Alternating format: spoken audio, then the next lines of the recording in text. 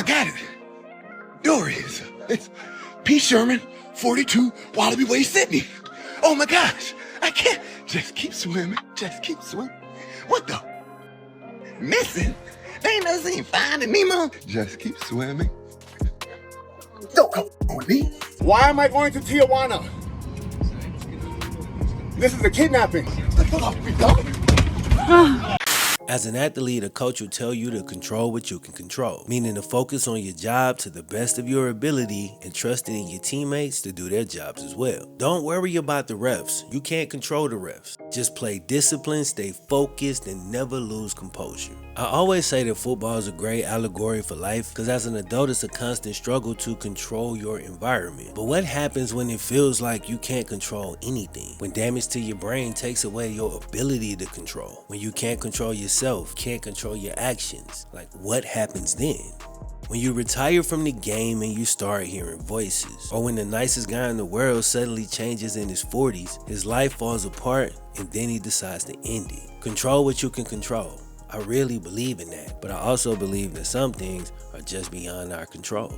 Ex-NFL safety Sergio Brown has been in the news for weeks with a story that gets stranger, darker, and oddly more familiar with every passing day and every new piece of information. It was initially reported that both Sergio and his 73-year-old mom had both gone missing. Miss Myrtle Brown's sister and other family members have been reaching out for days via text and phone calls. Sheila Simmons, Myrtle's sister, so Sergio's aunt, said it wasn't normal for her sister to just not answer the phone. So after a few days had passed and she hasn't heard from her sister, needless to say, she started to get very, very worried. So other family members reached out and nobody could get a hold of her. So Sheila drives out to the house and things seem out of the ordinary. On September 16th, a missing person report was issued for Miss Myrtle. And that same day, her body was found in a creek behind her home. She had been badly assaulted, and the medical examiner's office determined that she'd lost her life due to injuries from the assault. So after that, it's assumed that she was then thrown in the creek in a very poor effort to cover the whole thing up.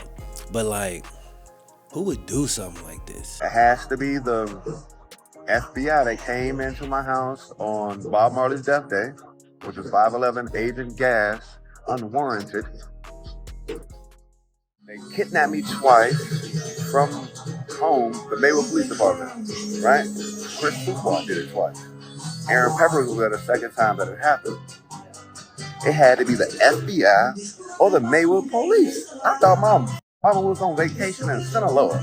That's fake news. Get the my goddamn face. She retired.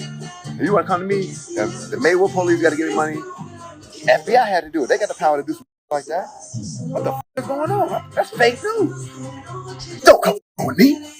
For weeks and weeks after Miss Myrtle's tragic murder, Miss Myrtle's son Sergio was still missing. But he'd pop up from time to time on these weird videos, just strengthening the suspicion that you probably already have him. In the world of medicine, CTE is a relative newcomer. In football, we just learned about it 10 to 15 years ago. Here's what we can say. It's a progressive degenerative brain disease. CTE can also result in significant aggression and lack of impulse control. As it progresses throughout your life, it can cause problems with cognition, problems with mood, problems with behavior.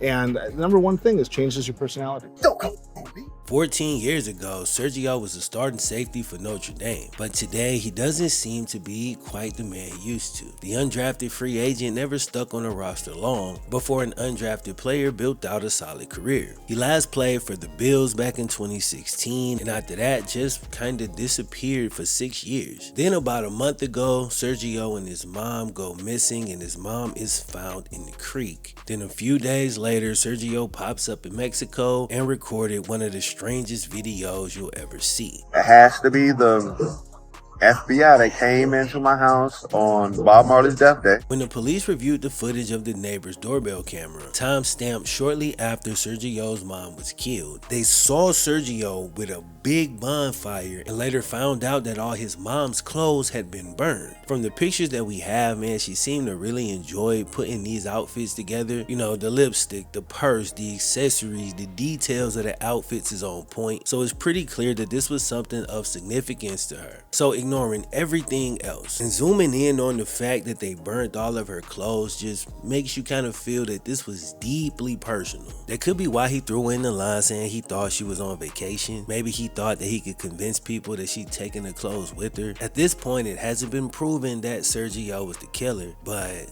it's not looking good. Now, when the family showed up looking for Ms. Myrtle, they told the neighbor that Sergio wasn't himself the last few months. He was actually, quote, out of his mind, which could be a detail that's really important in this case. So if you're wondering why I'm covering this like a CTE case instead of just a crazy murder case, it's for multiple reasons. Like, I know I'll get accused of just jumping to the CTE conclusion every time an ex-NFL player do something crazy, but I mean, yeah bro, we've seen these odd videos before of guys trying to convince us that everything is fine, but everybody watching the video knows one thing, and that's that something is terribly wrong. And then the quote from the family saying he's been acting out of his mind for the last few months. While it's not 100% proof, it's very consistent with other CTE cases. The number one thing is changes your personality. So if you've been paying attention, there's definitely patterns to observe. But to be fair, it's unclear at this point just what kind of person Sergio was before all of this happened. So it looks like a CTE case, but that remains to be seen over the coming months and years. The court case will uncover a lot of other details, and while you can't confirm CTE until after a person passes, there has been progress made in developing a test to diagnose CTE amongst the living.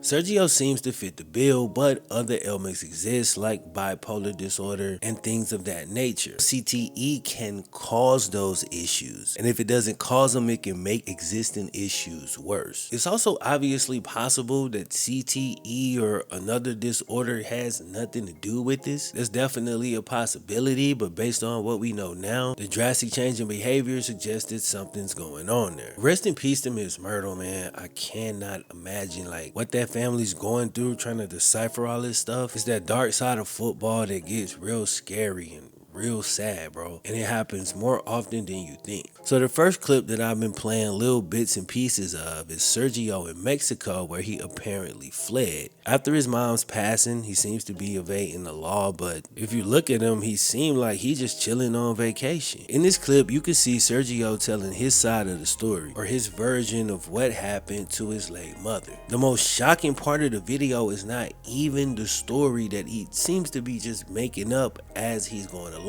Just the lack of emotion he feels when talking about it. Like, according to Sergio, he just found out that his mom had passed, but he doesn't seem to feel anything, bro, other than desperation, as he seems desperate for people to believe his story. His only concern seems to be that he didn't do it. Maybe the FBI did it, or the police department did it. And that would raise a lot of questions like, why would they do it? Why didn't they get you? Why weren't they caught on the doorbell camera? But most importantly, why don't you feel any emotion after you just found out what happened to your mom? When I first came across this, I tried to look past what seemed like a made-up story, and I tried to give it a chance before making a snap judgment. But the lack of emotion just feels psychopathic. You should be curled in a fetal position, but you're out at a bar. Now, with that being said, some people do act out when they feel grief, and I've seen that before, so I do have to acknowledge it. But I gotta say, man, this does not feel like that. But we still gotta acknowledge that we don't know what happened. A few days after the first video, he was spotted still partying and having a good time just days after his mom's passing. Apparently, he's been out there since September 19th, just 3 days after Ms. Myrtle was found dead. The Mexican law enforcement have been tracking his whereabouts pretty much since he arrived like about a month ago. And once the Illinois authorities put out the arrest warrant, Mexican law enforcement immediately deported Sergio. On the way back to the US, he caused a disturbance on the plane, and apparently he had to be threatened by the captain of the plane. Now he's made it back to the US and he's officially in custody as he's being charged with the brutal murder of his own mom. The first court hearing is set for November 13th, and I'll be interested to learn more information over time. Was Sergio always the type that might do something like this? Or was he at the point where he had no control over his mind? Technology is moving forward, but it seems to be moving slow. The sooner we can diagnose CTE amongst the living, the better. Only then do I think they could truly treat it to really get these guys the help that they desperately need. Because until then, it's like, bro, they just gonna keep hurting themselves and the people closest to them. Rest in peace, Miss Myrtle.